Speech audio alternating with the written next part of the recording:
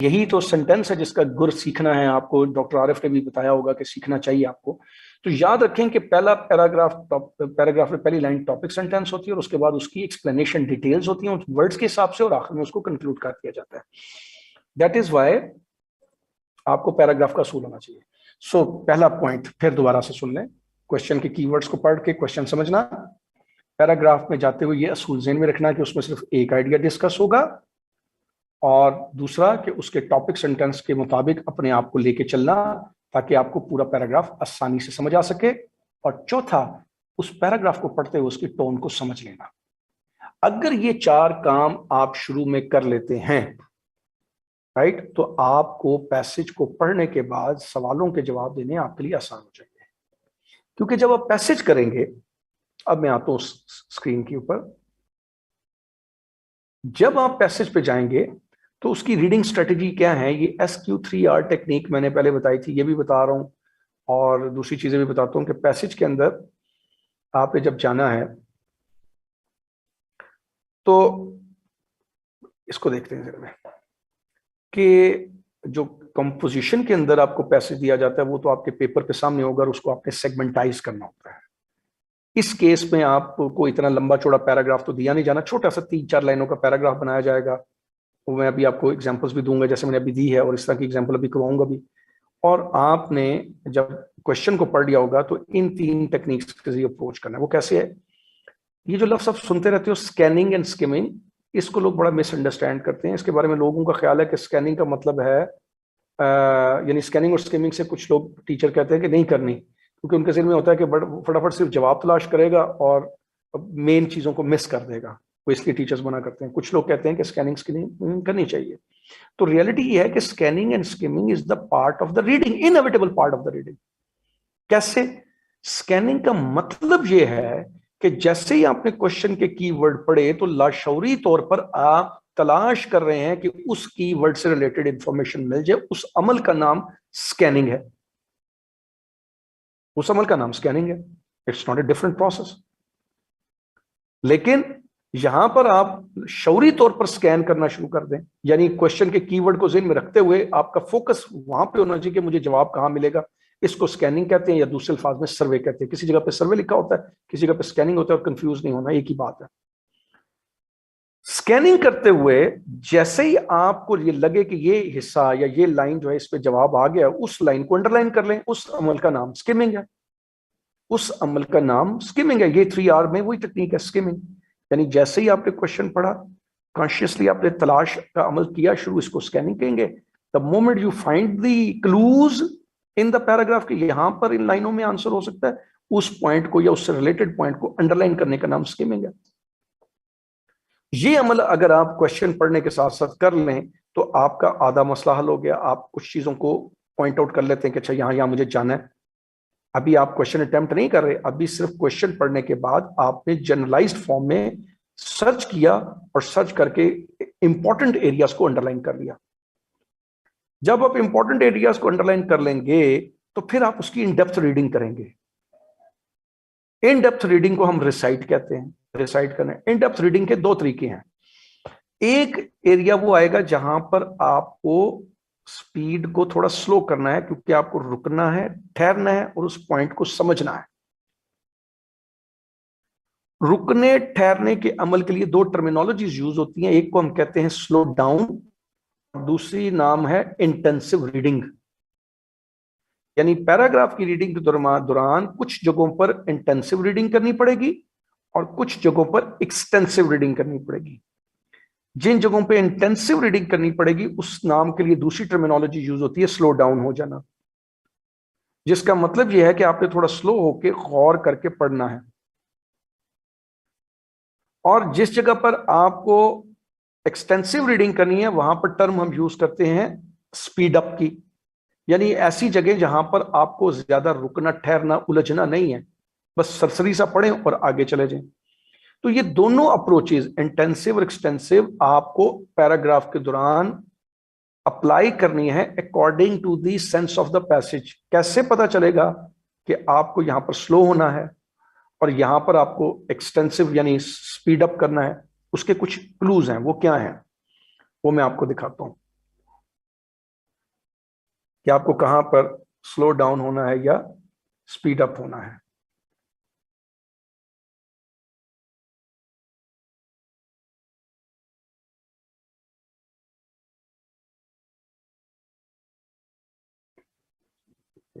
ये ये है, ये स्क्रीन नजर आ रही है।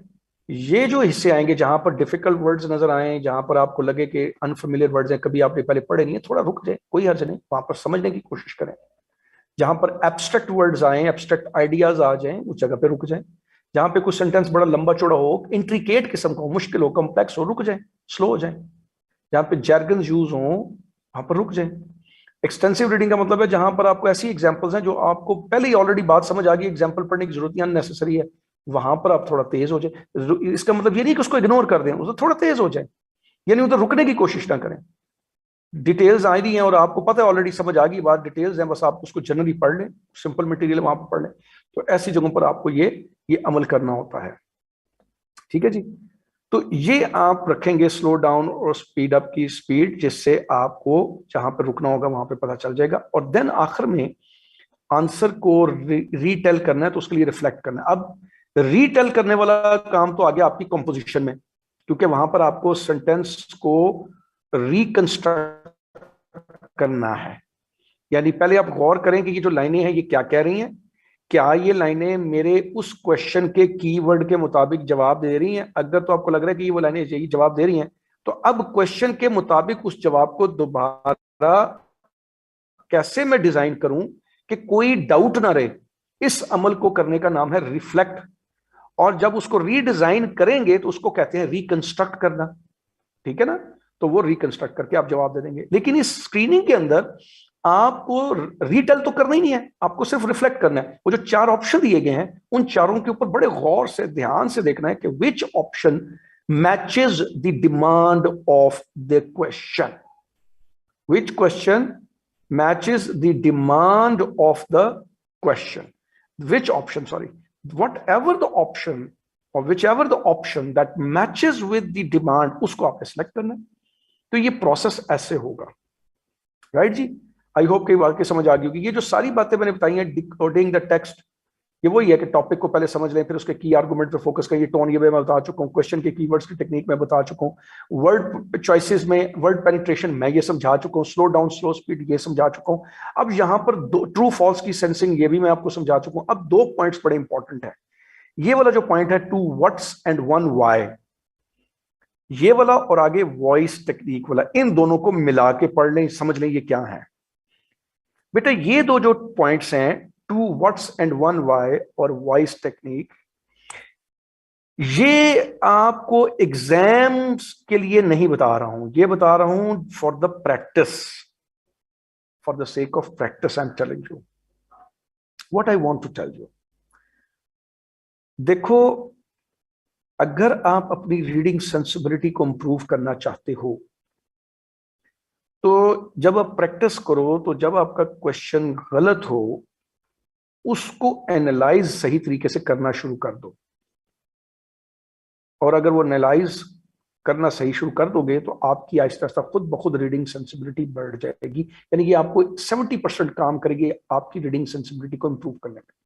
वो कैसे करेगी? देखो, जब आपका क्वेश्चन गलत होना, तो सबसे पहले तो ये देखो कि ये गलत हुआ क्यों है, क्या गलत हुआ। सबसे पहले सॉरी देखो क्या गलत हुआ है, क्या चीज गलत हुई है, यानी जो गलत हुआ है वो क्या गलत हुआ है। ठीक है। और फिर उसकी रीजन देखो वो क्यों गलत हुई है, व्हाई डिड इट हैपन।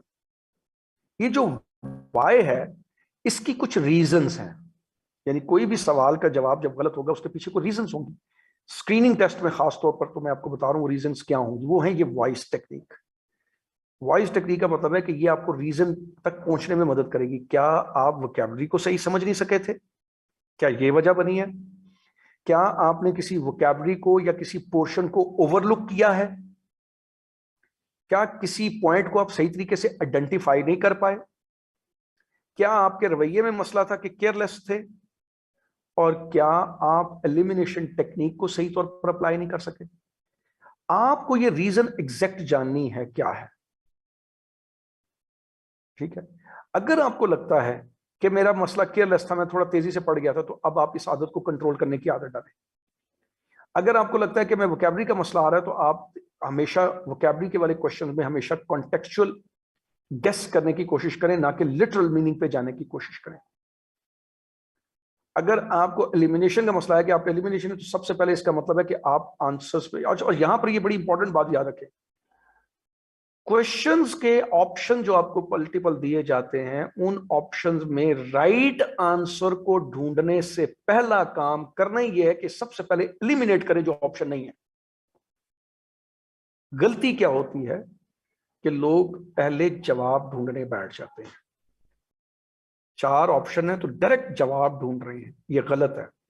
जवाब पहले नहीं ढूंढना, सबसे पहले उन पोर्शन को तो निकाले ना, ऑप्शंस को, जिनका बड़ा वाजिया तौर पर नजर आ रहा है कि ये जवाब नहीं है, उसको क्रॉस कर दें। फिर जिनके बारे में शक है कि ये भी शायद ना हो, उनको भी चेक करें और उनको निकालें कंफर्मेशन के बाद। अब रह जाएंगे बाद आपके पास 99% केसेस में 2 ऑप्शन रह जाते हैं जिनमें टाई पड़ जाता है। उनको सही तरह से एनालाइज करें विद रिगार्ड टू वोकैबुलरी। उसकी वोकैबुलरी को इग्नोर ना करें, उसके अंदर के की पॉइंट को इग्नोर ना करें, केयरलेस होकर ना पढ़े, जल्दी में ना पढ़े, ठीक है। उसकी मैच जरूर करें, क्वेश्चन के कीवर्ड से कौन सी चीज मैच करिए, उस तरीके से उन दोनों ऑप्शन को असेस करना। ये तरीका बता रहा हूं, आपका जवाब 100% इंशाल्लाह ठीक होगा। ठीक है जी, इस तरीके से आप पैसेजेस के आंसर्स जो हैं वो दे सकेंगे।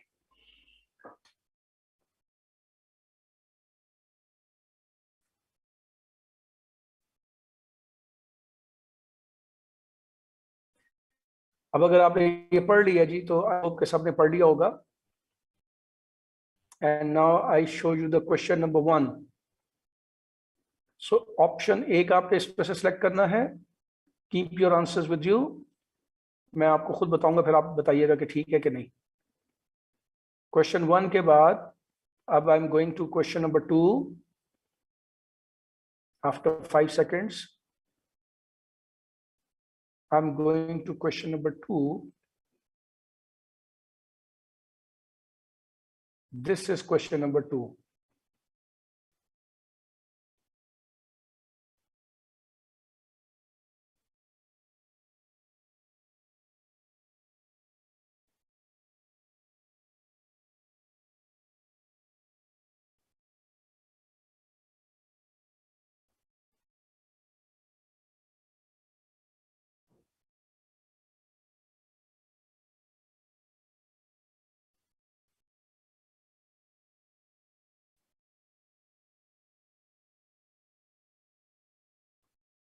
उसके बाद क्वेश्चन नंबर 3, दिस इज, ये सिलेक्ट कर लें।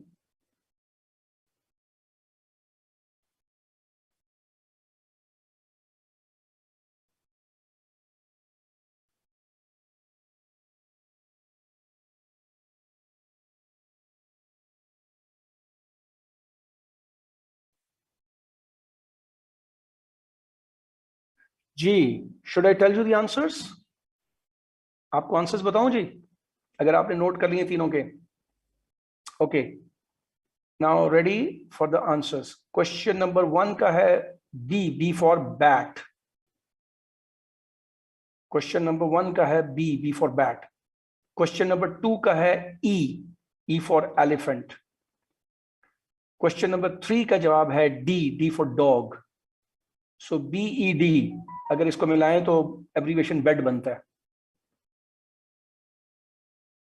राइट?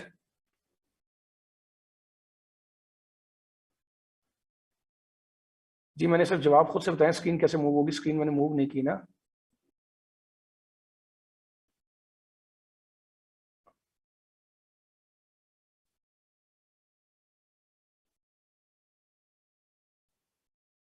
ठीक है जी, ओके, जस्ट ये आइडिया देना था। Now come back to this. अब